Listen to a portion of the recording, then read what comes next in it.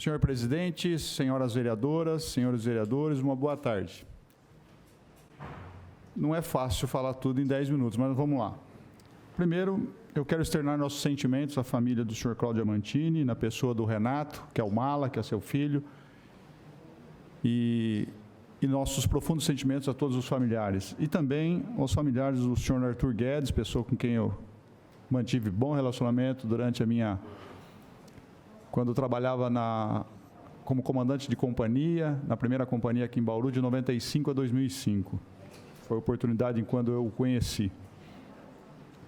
Quero parabenizar a vereadora Estela pela representação que ela fez junto ao Ministério Público em relação à prestação de contas da FERSB, mas eu acho que eu vou fazer diferente, vereadora Estela. Eu vou dar um complemento à sua representação.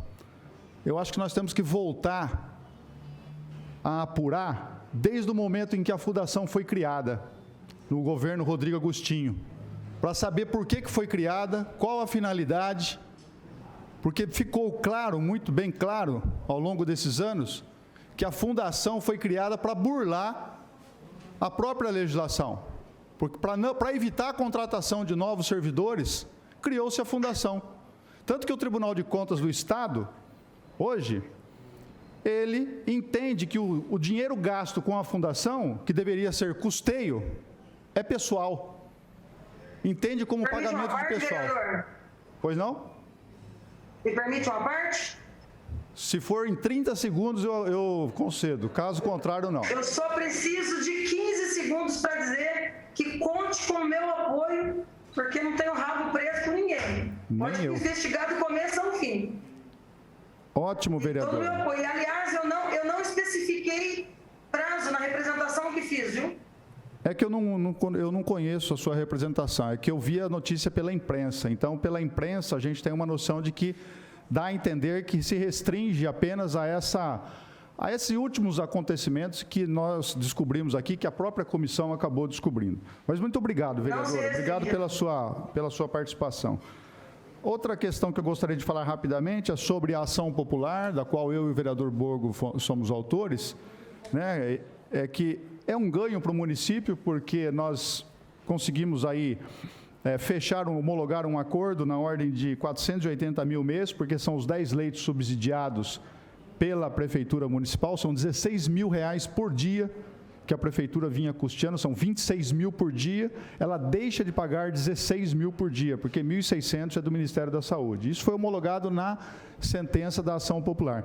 Além dos novos 4 leitos que vão entrar em operação, a um custo de 192 mil mês. Portanto, 480 mil mais 192 mil, nós temos aí um montante de 672 mil reais por mês de economia ao município, pagos subsidiados pelo governo federal, em razão da ação popular que impetramos na Justiça Federal.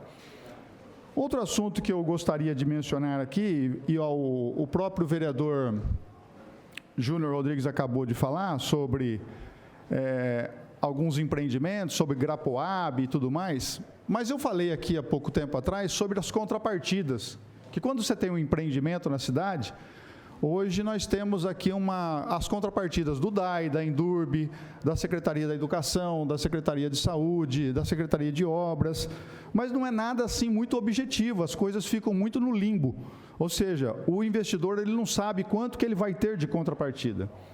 Então, eu já apresentei ao secretário de Planejamento uma minuta de um projeto de lei para que a gente tenha uma lei das contrapartidas aqui em Bauru.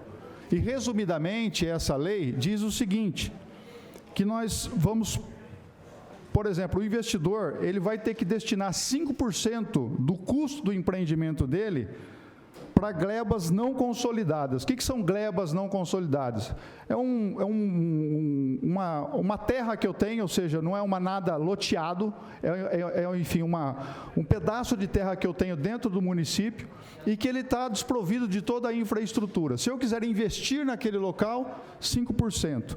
4% do custo do empreendimento para lotes não consolidados. Quando eu já tenho um lote, já tenho um loteamento na cidade e eu tenho lá um espaço que já está regulamentado pelo município, mas ainda também não está consolidado. Por quê? Porque não tem a infraestrutura necessária.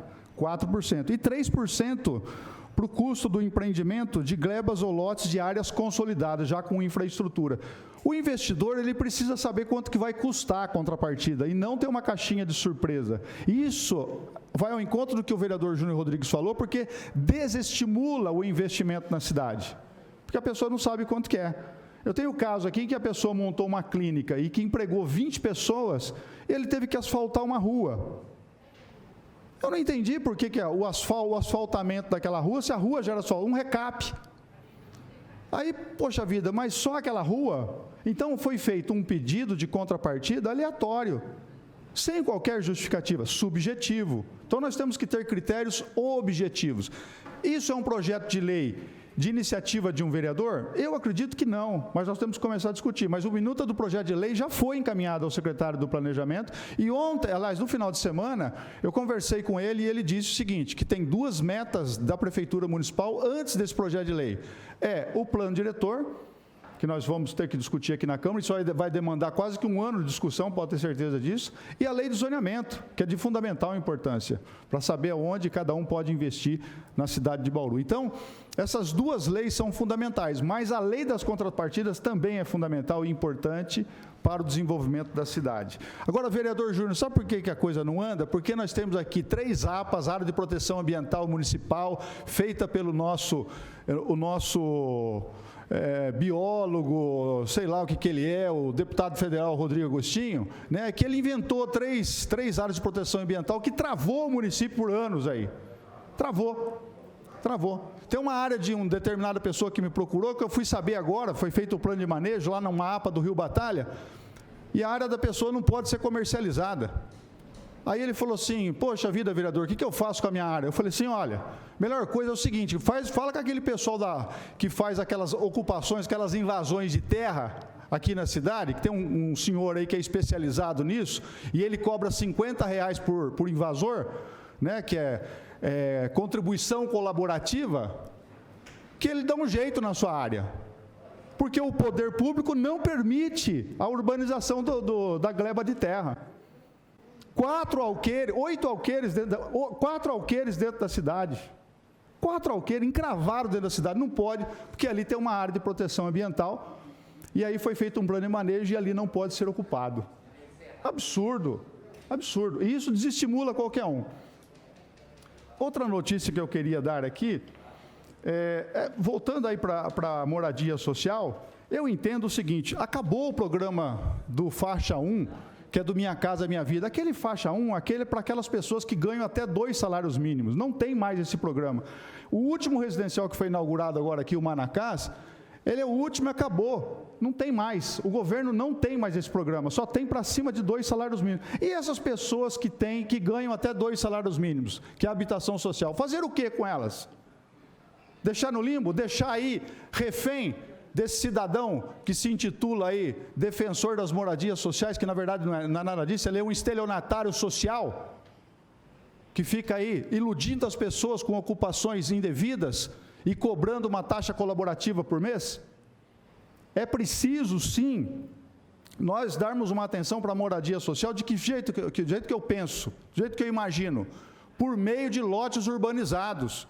Nós temos na cidade uma quantidade enorme de glebas de terra da Prefeitura Municipal que podem se transformar em lotes urbanizados, lotes para as pessoas carentes, porque o que essas pessoas querem não é um apartamento Minha Casa Minha Vida, porque ele não está preparado para morar ali, porque ali paga condomínio, ali paga uma série de coisas, ele não quer aquilo ali, ele quer um pedaço de terra, ele quer um chão para ele fazer a casinha dele, do jeito que ele quer.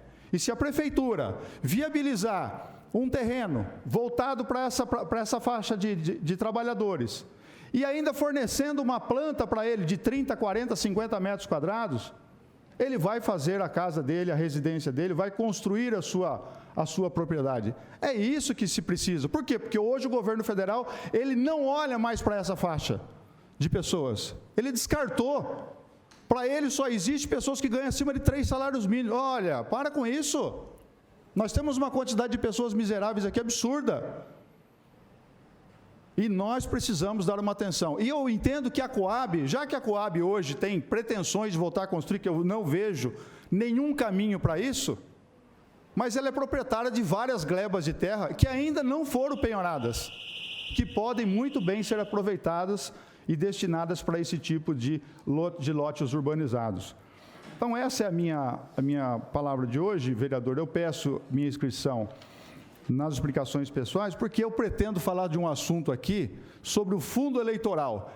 Eu me sinto envergonhado, pode me expulsar do partido, viu, senhor presidente do partido, do estadual, nacional. Eu me sinto envergonhado em saber que o partido a qual pertenço votou majoritariamente pela aprovação do fundão. Que vergonha, PSL, PT e um monte de partido. Sabe por que eu falo do PSL e do PT? Porque cada partido desse aí vai receber meio bilhão de reais para poder investir nas próximas campanhas. Que vergonha! Me expulse do partido. Eu sou louco para ter uma candidatura avulsa. Obrigado, vereador.